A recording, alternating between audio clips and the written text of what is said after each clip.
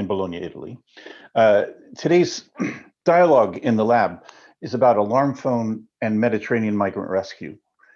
The Social Movements Lab, the point of the Social Movements Lab, our purpose really is to explore contemporary social movements and the connections among them, often trying to internationalize the perspective about each movement. The lab existed for 3 years in an academic context between the universities of Bologna and Duke University, in the context of the Franklin Humanities Institute at Duke. Now, Sandro and I are trying to launch the lab in a less academic and more public context, thanks to a collaboration, especially with Red May, for whom we're very grateful. If you are interested in this kind of dialogues, you might check out Red May's YouTube channel, which has a lot of interesting content. I also want to thank, before we start, our media partners in Italy, Dinamopress and EuroNomade. One other thing before starting is to announce our next, we more or less are organizing these dialogues once a month. On the next one will be aired live on December 17th, Thursday at the same time, 12 noon Eastern US time. And that one will be about the Lebanese social movements and uprisings beginning in October 2019. And our primary interlocutor will be Karim Maktizi from Beirut. So we very much look forward to that. The format for today and the format we're experimenting with now is that we will have, for the first half hour, Sandro and I will construct a dialogue with Maurice Stierl, please forgive my poor pronunciation, who's in Berlin. And then in the second half hour, roughly the first half hour will be us with Maurice. In the second half hour, we're going to bring into the conversation Sophie Smith, who is in Arivaca, Arizona, and Enrica Rigo, who is in Rome, Italy. So, right, that's enough for my introduction, and I should pass to you, Sandro. Thank you, Michael. I'm really happy to share this event with Maurice, Sophie, and Enrica. The topic we will discuss is indeed at the center also of my own activist engagement. We will talk about alarm phone and Mediterranean migrant rescue. You may know that European border and migration policies have turned the Mediterranean into a mass graveyard. Just to give you a number, according to the estimate of the International Organization for Migration, 20,000 migrants and refugees lost their life in the attempt to cross the maritime frontier since 2014. This is a story that began at least in the early 1990s, and since the beginning, there was an attempt by activists to organize support initiatives for migrants and refugees in the Mediterranean and elsewhere along the external borders of Europe. Nowadays, the central Mediterranean is definitely the most lethal passage in the world for migrants. But activist initiatives are multiplying. They are heterogeneous initiatives from humanitarian NGOs to more militant projects, and they compose a lively picture of activism at sea. There is today in the Mediterranean what we call a civil fleet, and a specific project, the Mediterranean project, is part and parcel of the activist engagement of myself and of Michael's. Just a last thing that seems important to me. Speaking of activism, of social movements in the Mediterranean, as well as in other border spaces across the world, confronts us with a very peculiar situation, because on the one hand, we have activists engaged in migrant rescue and support, but on the other hand, we have migrants themselves. And I think it is very important to look at migrants in the Mediterranean as political actors. I think it is very important to emphasize the relevance of the stubbornness of migrants, of the continuing challenge to the border regime. Among the several projects that I have mentioned, alarm phone has its own peculiarity.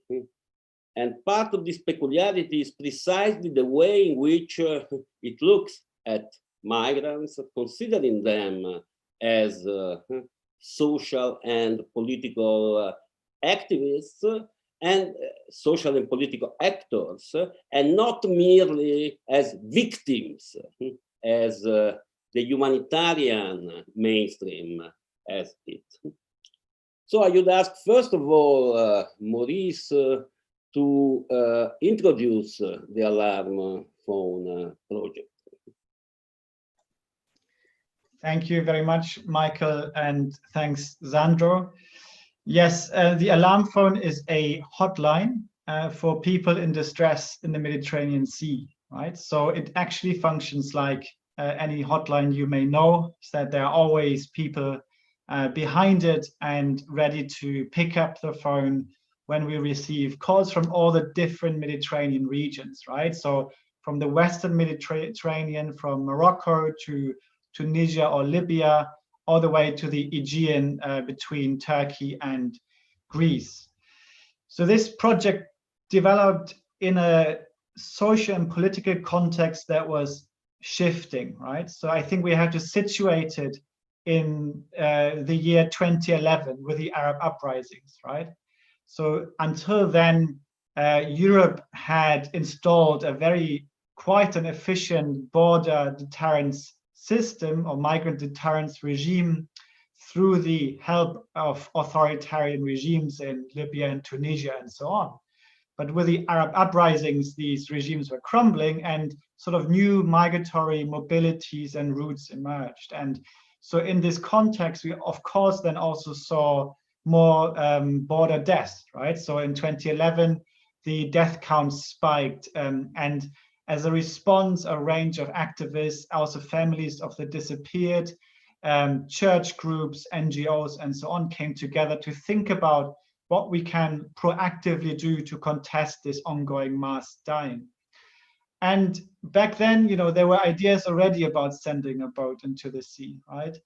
But then it failed because of a lack of resources. So we thought, you know, what else could we do? And of course, you know, the phone is such a crucial device for migrants on the move, right? It serves them to orientate in new contexts. And of course, it's crucial when you are in distress at sea. And we also took a lot of inspiration from some individuals who were already doing some sort of private alarm phone for people in distress at sea. And I just want to mention Father Musi Zerai, who is a Italian Eritrean priest who had done this already for years, especially for migrants coming from Eritrea. And you know, his phone number was written on the prison walls in Libya, and migrants would take this number to the sea and then call him up and ask him for help. And he would use their GPS position to alert authorities and, you know, ask them to launch a rescue operation. But of course, for one individual, it was way too much to handle, right? And so we asked him whether he wanted us to sort of collectivize this political project. And he said, you know, don't wait another day, you know, start tomorrow. And we started to work on this system, and then it took 2 years actually until we could launch it. And yes, since then we have received calls for over 3,000 boats in the different Mediterranean regions. And as Sandro said, what is really important is to think of these people on the move as political subjects, right, who enact the right to move and not as sort of passive victims. And when we speak to them on the phone, we see, you know, how they claim the right to arrive in Europe, right? And we try to amplify this claim through our actions. I mean, of course, I can go into much more detail, but I think, you know, I don't want to talk for too long. But I do want you to add some things, especially because it's going to be, I think, very unfamiliar to many of us about exactly how it works. Just some practical things like, you know, do all the migrants have satellite phones and how do they get your phone number? What does Alarm Phone do once they get the calls? Whom do they call? Could you just give a few more of those details of the practical functioning? Yes. So I mean, quite often people are surprised when I say actually that we can do a lot, you know, when people call us in distress in the sea. So when they call us, you know, we have drafted sort of emergency protocols for a variety of different scenarios, right? Because of course the conditions of precarious movement are really different in the different regions, right? So for example, people from Morocco quite often have, you know, all old phones where you cannot generate a GPS position. This has changed over the years, but the good thing in the Western Mediterranean is that you have reception, so you can use your, you know, regular mobile phone. This is completely different in the Central Mediterranean, where you do not have reception. So basically what migrants have with them is one satellite phone. So it's one satellite phone with which they have to reach out to someone. And so they are really dependent on this one device, right? And if this device falls into the water or the battery is empty, then that's it. They cannot reach out to anyone.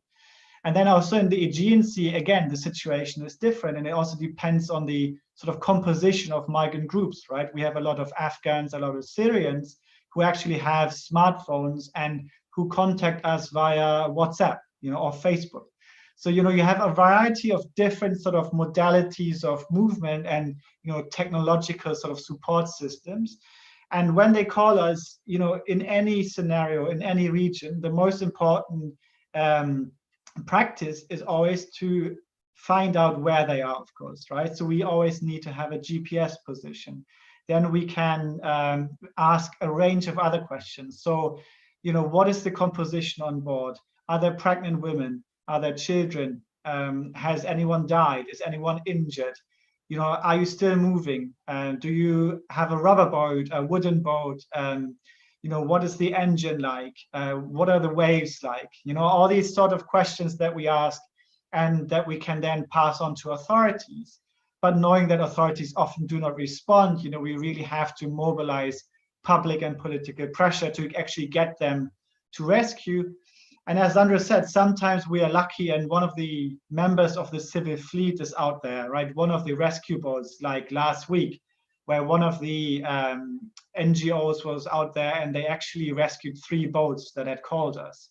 Unfortunately, in one case, you know, the boat broke into bits when they were rescuing, and 6 people, including an infant, lost their lives.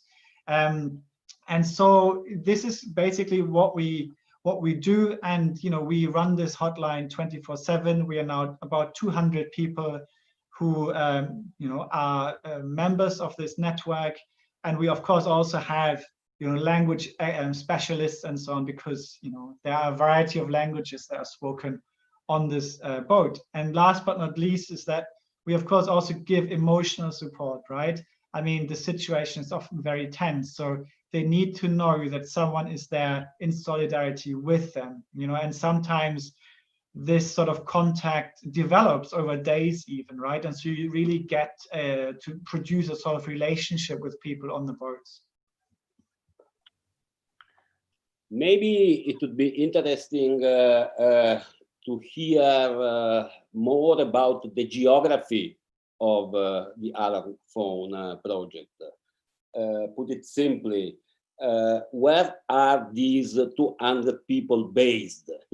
I think this is a kind of important aspect of the project. Yes, so the 200 members are all over the place, I think in 13 countries on both sides of the Mediterranean. So we have many members in Morocco and in Tunisia, and then in various European countries and also in Turkey. So we are a very decentralized network, and many come from, anti-fascist, anti-racist sort of networks and have these backgrounds. Others, joined us over the last years, and they come from different contexts. And we also have members who have themselves, experienced and survived the sea crossing. And so, there are sometimes really fascinating constellations of, people who have done the crossing, speaking to people who are currently in distress at sea, because they really understand, what the situation is on board. Yes. So we are quite a transnational, sort of transversal network. And just to maybe add what I forgot to say earlier when Michael asked about how this number circulate, I think it's very much connected to our presence in all these different spaces, right? And there are no border networks in Morocco. There are other sort of migrant and activist communities with which we engage and through which this number circulates. And so quite often, as it is the case in migrant communities quite often, is that these solidarity works under the surface, right? There are migrant communities who circulate the number. Once they have arrived, they pass it on to people who still want to leave. And of course, we also have a social media and media presence and try to circulate the number in this way. But most often it is really through, mouth to mouth campaigns, and like passing on the number directly within migrant communities. I had one more just practical question before getting to the theoretical things that Sandro and I wanted to ask about is, have there been any efforts to criminalize the work of Alarm Phone or to block its functioning, or is it in some ways in a different register that isn't subject to the criminalization of many humanitarian and rescue efforts? So I can't fully comment on that, but I think, there are not the obvious sort of criminalization strategies that are used as against the NGOs that are out at sea, right?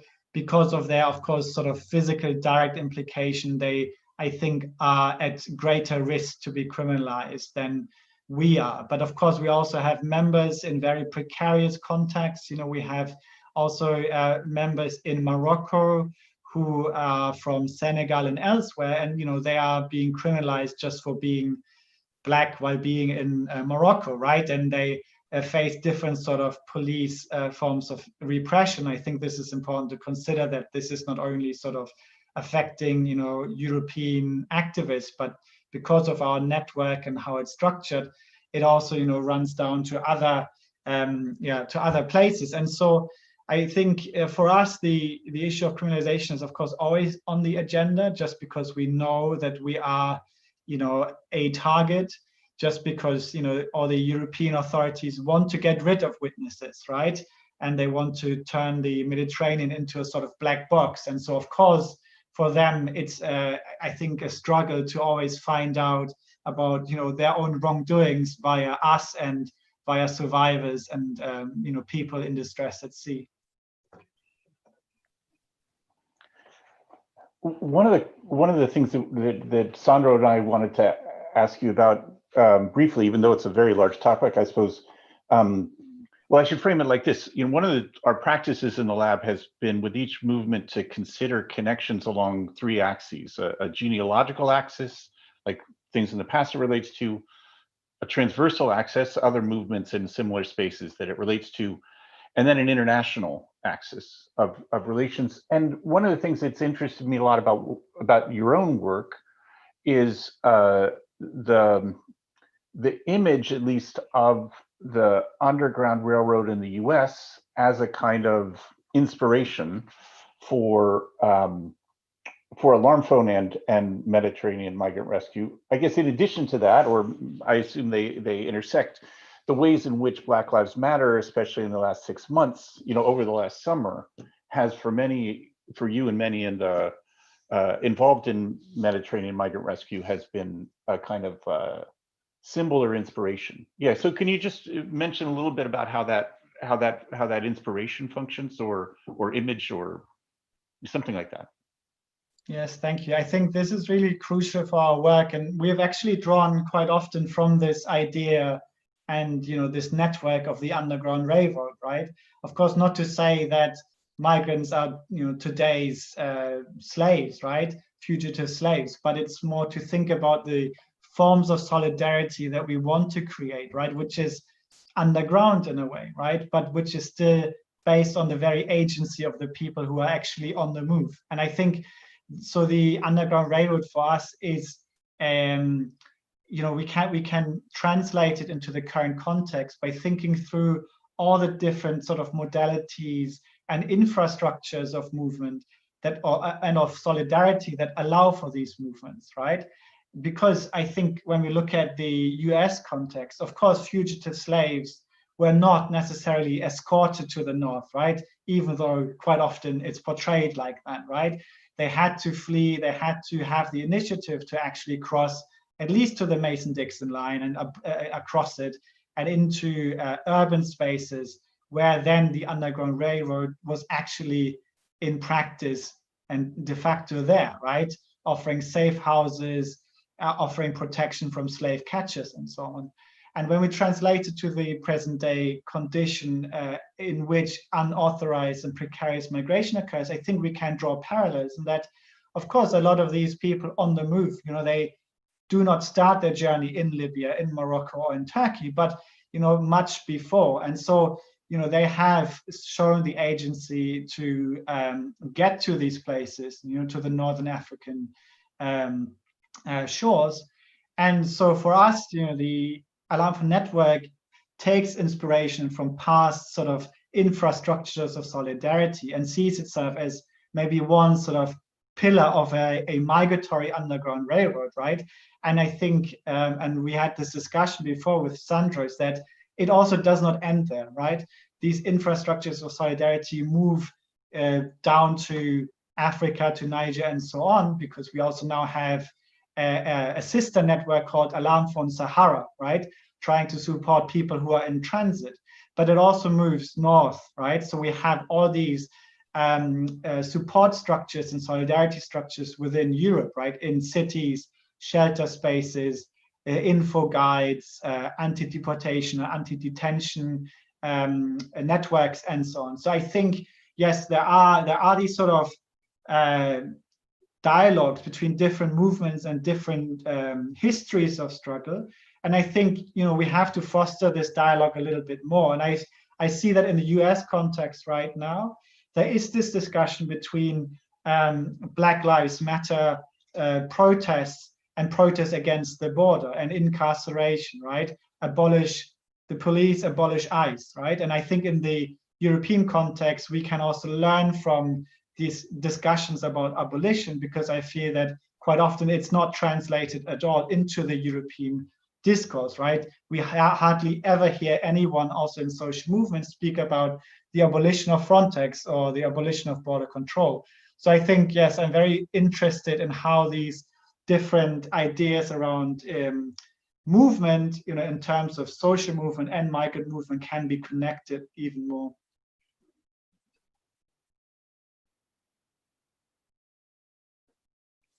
Maybe a last question can pick up on what Michael was calling the transversal axis, which means the relations with other movements in Europe and beyond, of course. I think that you already gave a very interesting hint, speaking of infrastructures of solidarity. Do you see spaces of convergence in European cities, for instance, between movements against borders, movements of migration, and other social movements?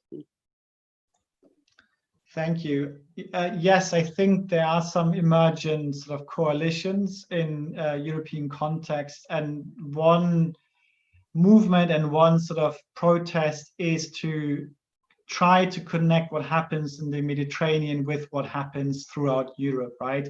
And to also create what we call corridors of solidarity, right? From the places where people land, so often in Italy, in Greece, and so on, and to, you know, try to support these corridors, which also lead them to Berlin, to Copenhagen, and elsewhere, right? And so there are some movements that are emerging, which are, you know, they are situated in a sort of wide range of politicality, in a sense, right? From church initiatives to humanitarian actors to very sort of local initiatives to anti-racist to no border movements. And I think these coalitions are now even stronger after, you know, 2015, when a lot of people came to Europe, and, you know, it was quite often a response to a lack of state engagement, right? So even sort of welcoming people, you know, doing sort of first aid and, you know, providing some shelter was quite often done by movements and, you know, ordinary citizens. And I think there has been a sort of process of politicization, but of course also a very strong pushback from the sort of political levels of the state and the suprastates, so from the EU institutions. And so I think, you know, there is something emerging, but I think there's also such a strong repression, you know, that it's difficult to actually produce this solidarity beyond sort of the nation state frame, right? But we are trying to build this also by working with progressive municipalities and some mayors, right? You've heard, I'm sure, of the Italian mayors who were very much opposed to the Salvini regime and are still opposed to the Italian government and the way in which they are trying to deter migrants, and how they treat migrants once they have arrived and how they try to deport them. And so I think, you know, there are different sort of movements between mayors all over Europe, and also social movements.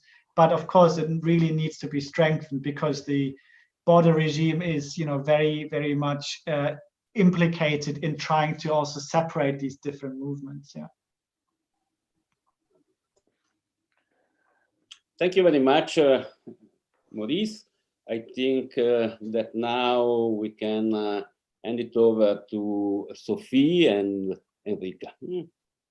And just for people who are joining us after the beginning, Sophie Smith is in Arivaca, Arizona. Enrica Rigo is in Rome, Italy. Right, and if there's anything to start that either of you want to pick up on the conversation previously, or introduce new elements from your own work, either of those strategies is good at this point. Please, Sophie. Yeah. Thank you so much for the occasion. This is wonderful to have a chance to collaborate and share our context. I am always struck, speaking with folks involved in solidarity work in the Mediterranean, how many parallels there are to the context that we're working within here in the remote areas of the US-Mexico border. And I think there's just a few connections worth mentioning. And I have a few questions as well. But I think one piece that's very profound is the style of violence state violence in terms of border crossing that we see here is profoundly similar in terms of a set of policies that aim to divert unauthorized migration into remote hostile geographies where people may find themselves in perhaps one of the most militarized and surveilled zones on Earth, but still losing their lives by abandonment to the elements and exposure to the elements. And that's certainly what's been happening on the US-Mexico border since policies that were put in place in '94. And a similar struggle to account for the scale of the catastrophe that's unfolding. Here we have estimates on recovered human remains that are reaching up to 9,000 people since these policies were put in place, but we estimate there to be 3 to 10 times the number of deaths because deaths are happening by way of disappearance, precisely because of not only the policies that are putting people into remote regions, but the lack of sincere emergency services. And so the relief work here also, I think we really, I've been working with groups for about a decade out here, working within sort of a solidarity framework and also a humanitarian public frame and humanitarian relief strategies and kind of that language to respond. And the relief has certainly focused on some search and rescue practices. We have had hotlines over the years. There's an active hotline now that's a civilian hotline that does some work that I think is similar to what you're describing in terms of amplifying calls to rescue, because in our case, we have a discriminatory emergency conventional 911 system, emergency system here, which forwards any and all calls from someone in an emergency perceived to be undocumented to the US Border Patrol, the very agency that is installing walls and surveillance equipment to push people into remote areas. So perversely, people who are crossing the border find themselves in harm's way are diverted to a militarized enforcement agency. 99% of their budget is aimed towards enforcement. So we're tasked with amplifying the calls for help to the very agency that is putting in place these policies, which then creates a lot of difficulty around exposing abuses, speaking political truths, and making demands on that agency for fear that it will compromise sort of the minimal relationships that we might have with agents on the ground. So I'm curious about kind of those, whether there's a similar kind of the tension between making over political claims and the kind of leverage that you might have through your hotline to amplify a call. An emergency call is something that's really running through my mind, because we're seeing, for us, Border Patrol response, 70% of the time they do nothing at all.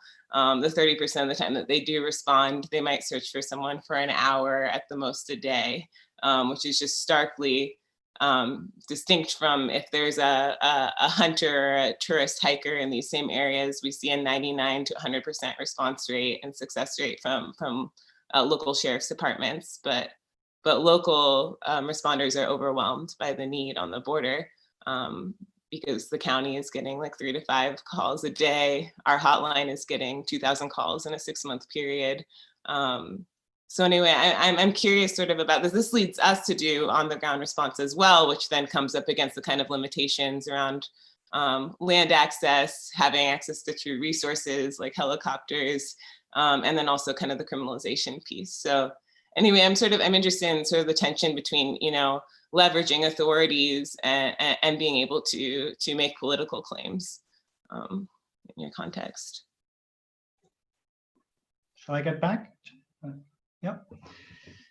Thanks, Sophie, for the comment and question. And I think, yes, there are so many similarities, right, in the sort of naturalization of migrant death. And I think, I've been to the US-Mexico border in California and also in Texas, and we see exactly how the sort of terrain is being used. This very hostile terrain is being used as an integral part of border control, right? And of course, in the European context, the bodies quite often disappear in the sea, right? And if at all, they quite often only wash up in Northern Africa, right? And so, it's always sort of naturalized in terms of saying, yes, of course, it's just fate, they were unlucky, or it's the role of the smugglers that is emphasized, but never, of course, the sort of structural regime and the ways in which migrant mobilities are also sort of filtered in this way, leaving only these really horrendous and dangerous pathways, right? So I think there are so many similarities in terms of how, and in terms of spatiality, right? How spaces are being rendered hostile as a strategy of migrant deterrence. And so, I mean, for me, it's also similar in terms of, how it's not a matter of surveillance or knowing about these death at sea, right? And I guess also, coming from like Black Lives Matter slogans and so on, it's about sort of over policing and under protecting, right? So also in the European context, we know everything, like, I mean, we have had boats that we supported for days, and they were monitored from the sky through Frontex aircrafts, through a Maltese helicopter, but still they were left to drown, right? I mean, how is this even possible? And I think, Foucault talks about an active intolerable, right? And the question is really, how can we turn something which is evident, which we have made public, into sort of a political moment that then forces not only states, but everyone, the society to react and in an indignant way, right?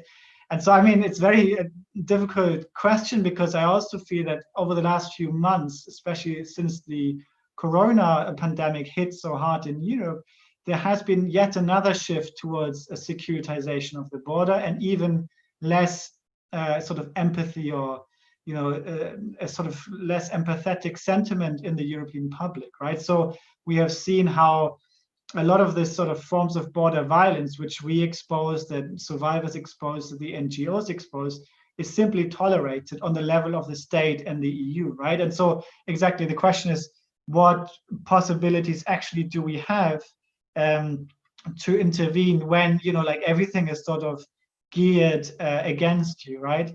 And I think for us, it is, again, just by trying to, create new and larger coalitions. So, we often are in touch with the church, we're in touch with a range of good journalists, right, who take on the task, for example, of calling authorities and to asking difficult questions. We are in contact with some parliamentarians and some other NGOs and so on.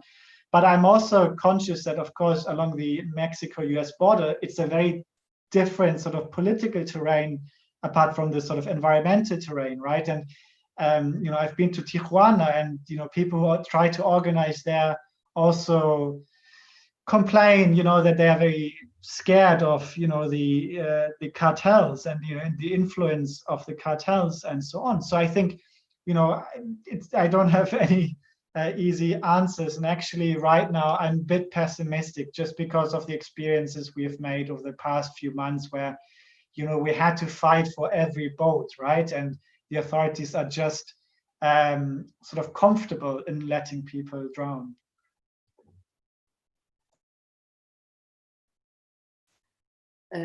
Thank you, Maurice. Thank you, Michael. Thank you, Sandro and Sophie, for this very interesting discussion. Maybe I will try to bring some other hints into the discussion. One is about connection with social movements. You mentioned many social movements. I wanna also recall the connection, at least in Italy, with the feminist movement. For us, because I mean, I am an activist also on the side.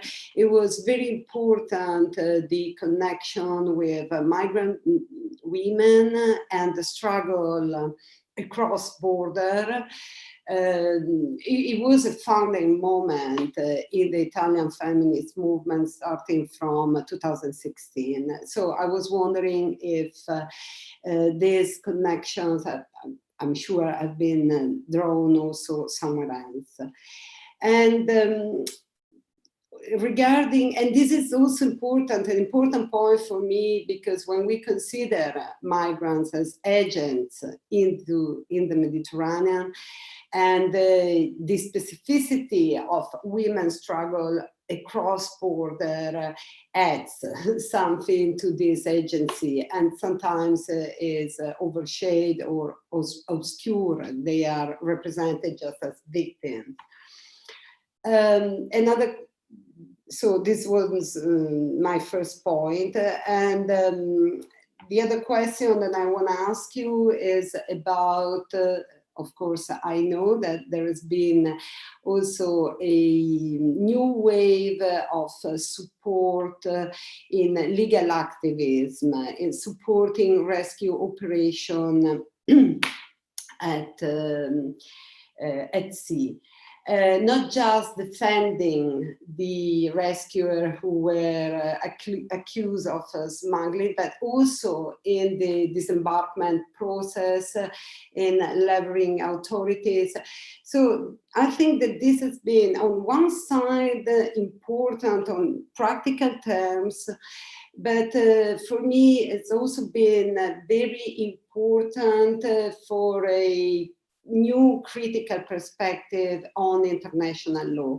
So we cannot just rely on the existing rule, not even on the existing rule of law, but probably we need to occupy also this kind of spaces with new discourses. And this is a question, but also a comment, because I think that the word abolition, also we regard abolition of border controls, is very important. It could be an important leverage. So you can maybe reply to some of them. Thank you, Enrica. So the first point was about the struggle of families whose loved ones went missing or died. And I think, I mean, for us, this was always a very crucial part of our activism. So I didn't mention it in the beginning, but 2 years before we actually launched it, we came together in Italy and in Tunisia as a very diverse sort of coalition of NGOs, researchers, activists, and Father Musi was also part of it. And also Tunisian families of the disappeared, right? So they had traveled to Italy to ask the government to release information on their loved ones, right? Quite often on their sons. And we also met families of the disappeared in Tunisia, right? And they are very organized and they are trying to pressure the government and so on.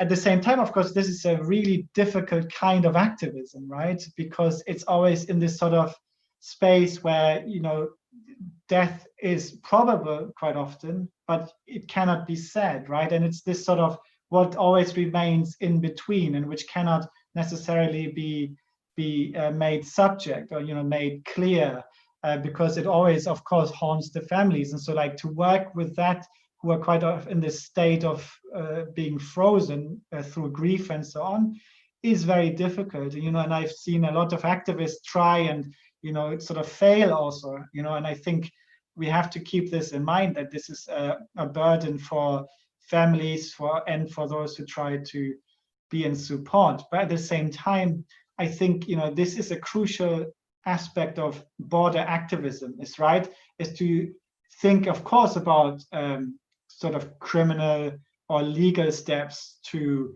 think about who the responsible institutions and authorities are. But at the same time, it is about direct support of people who are suffering from loss. And I think here we are trying to build something that we refer to as commemoration. So commemoration and action, right? And we have done this over a few years already, where we try to get different families together from across different countries, from Niger to Senegal to Tunisia to Morocco to Italy and so on, because of course relatives also live throughout Europe, and to create spaces where we can collectively commemorate and also protest these death at the borders, or what we call also forced disappearances, right?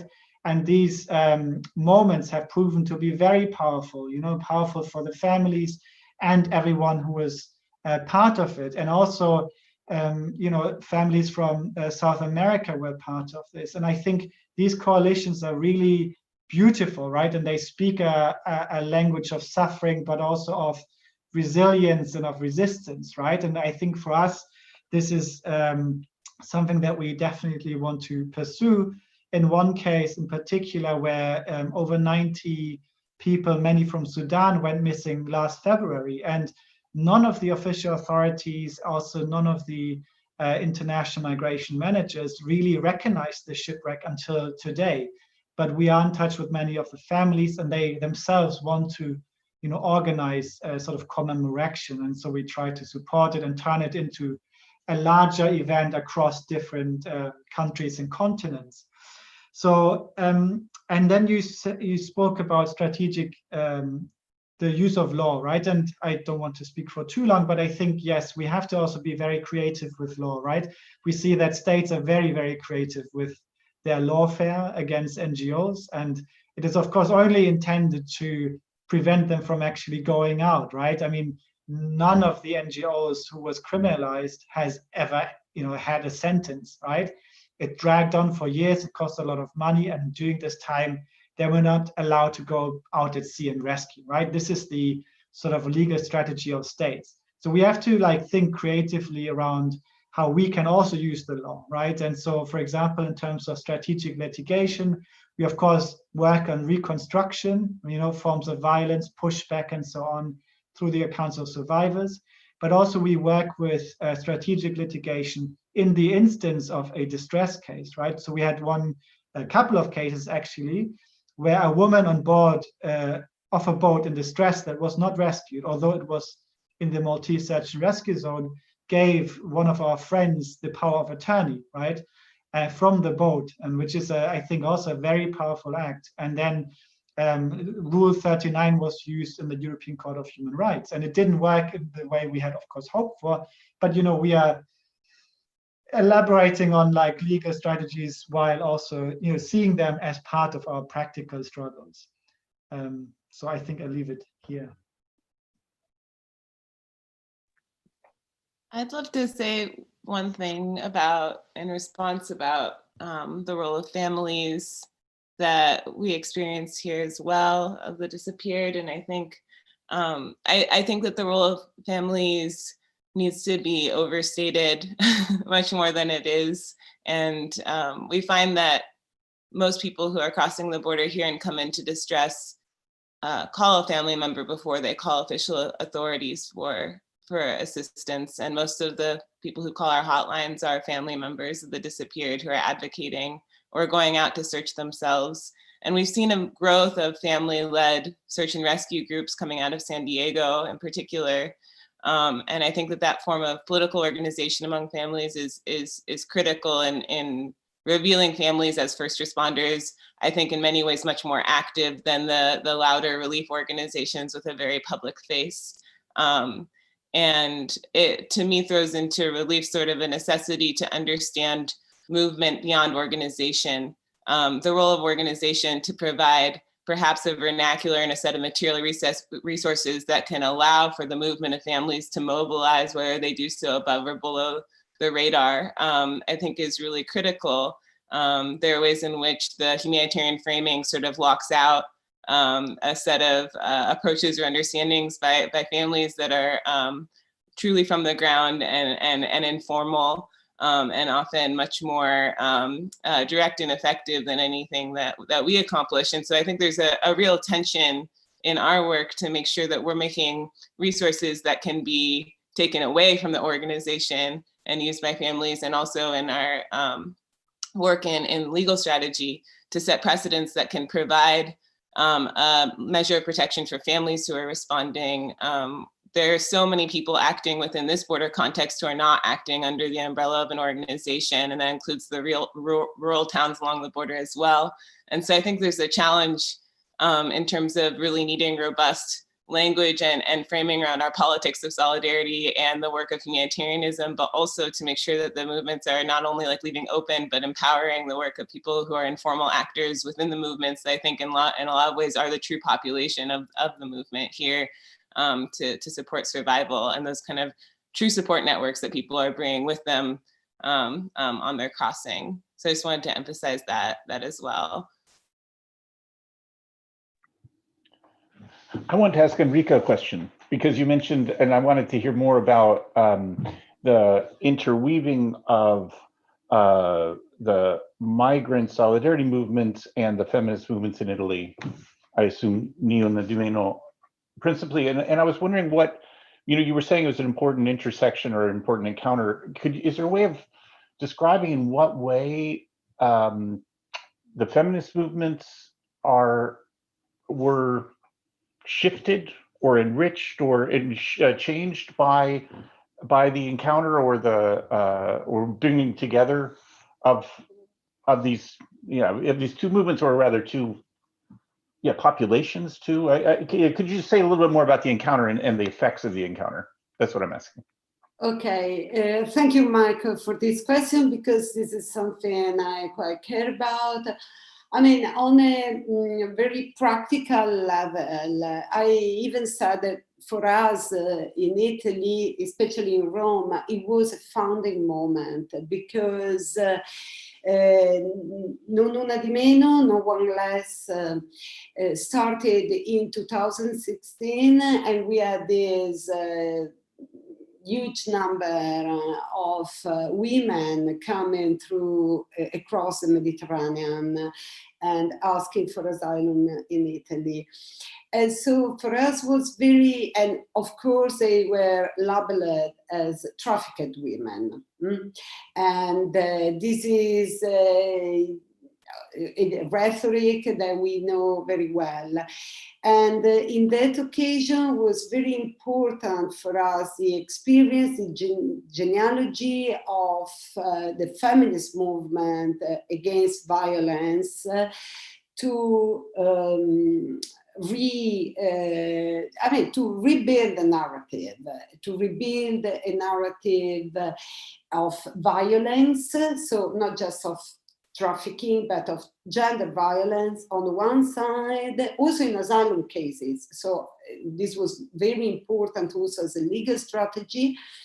And on the other side, a narrative that did not reduce these women to victims.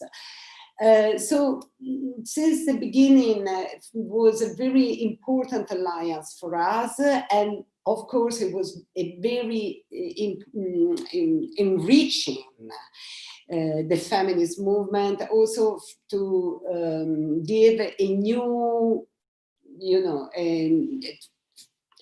to be really intersectional, and also to re-signify the word intersectionality from this point of view of a common field of struggle against violence. So this is, I could go on for long, but this is the main point. And it was important also, of course, to build connection with women that were already on the territory, especially we have a small Black Lives Matter movement in Italy, and is especially formed by second generation migrants, so Italians of foreigner origin that were born in Italy.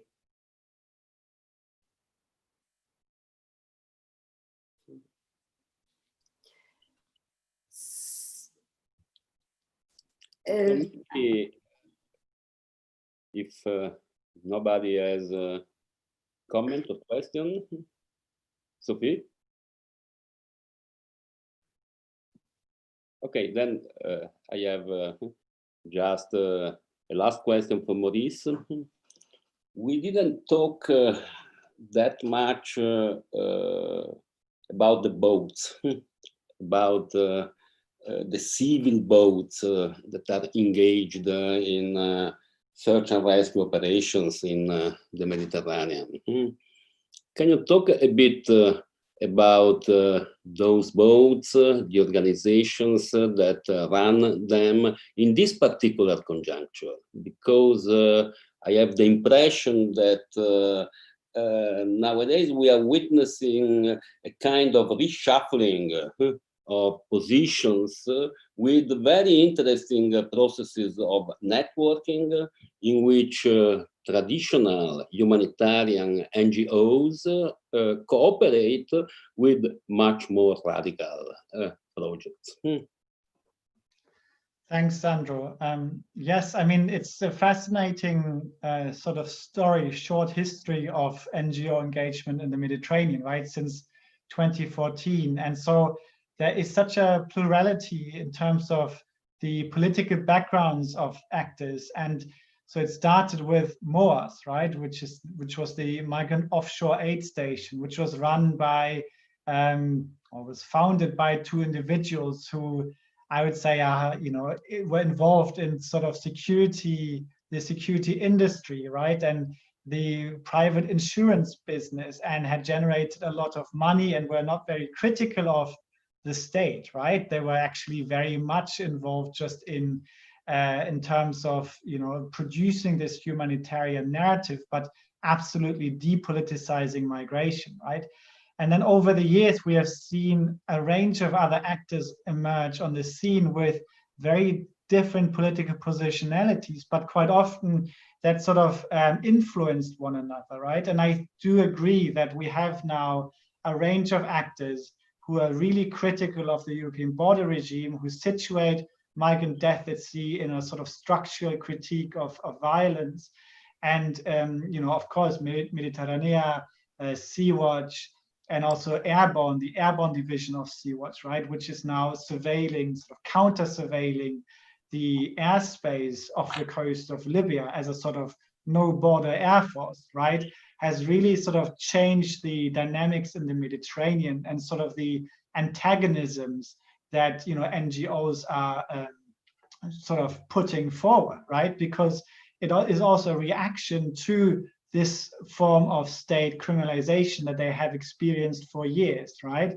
So, they were, in the beginning, some of the NGOs were sort of offering their services to the state, but then also realized actually the state is trying to obstruct them at every turn. And so I think there has been this process of radicalization through the experience of being criminalized and harassed and obstructed at every turn, right?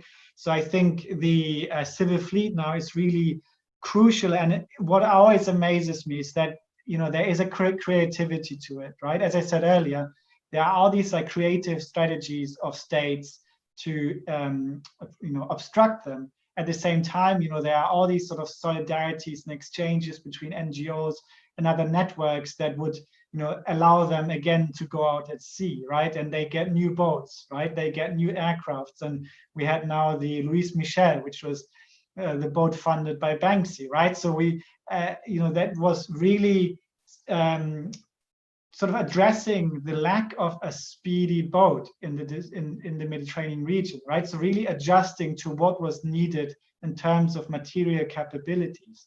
And so I think, yes, the struggle is definitely not over, and we will continue, and there will be new boats coming.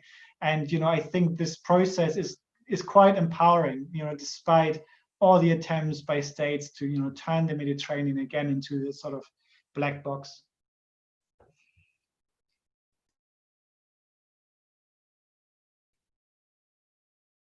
I mean, I have a question, is a comment and a question that based on the civil fleet that Sandro was just mentioning and you were explaining, because I was reading the annex on the rescue operation attached to the new European Migration Pact.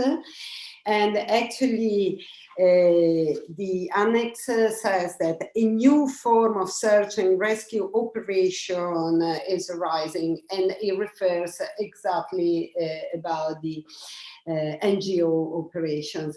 So I think on the one side, this is a recognition. On the other side, the annex underlines once again the necessity of differentiating rescuers from smugglers. That has also to do with the criminalization issue that Michael was bringing up.